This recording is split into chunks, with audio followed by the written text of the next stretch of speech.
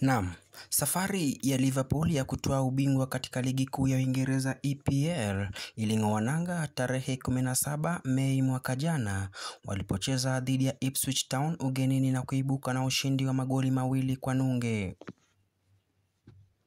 Matumaini ya kikosi hicho cha Liverpool yaliendelea kushika moto, hali hiyo ikidhihirishwa wazi na matokeo bora ambayo timu hiyo ilirekodi katika mechi zake.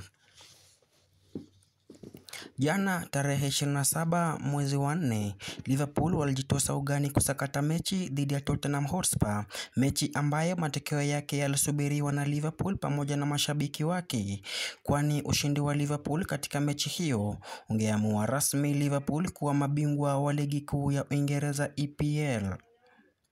Hii ni kutokana na utofauti mkubwa wa pointi uliopo baina ya Liverpool na wapinzani wao Arsenal.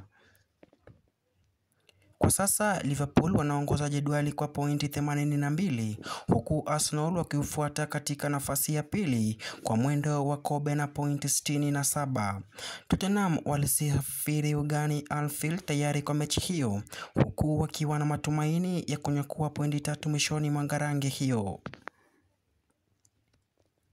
Hatimaye Tottenham walijipata wakifanya juhudi za kutia upepo kwenye gunia walipomiminiwa na kupigwa kichapo cha magoli 5-1, bao la kufutia machozi upande wa Tottenham likitiwa nyavuni mapema dakika ya 12 ya mchezo na mchezaji Dominic Solanke.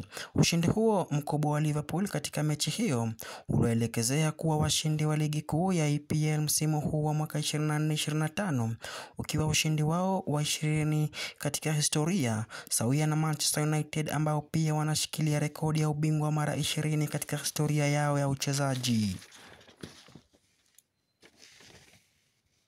Liverpool watakabidhiwa ubingwa rasmi mwishoni mwa msimu huu ambao umeratibiwa kutamatika tarehe 25 mwezi ujao mwaka huu.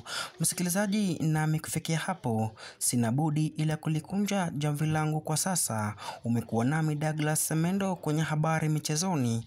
Tungane tena majaliwa ya Mwenyezi Mungu itakapotimu mida saa 1 jioni.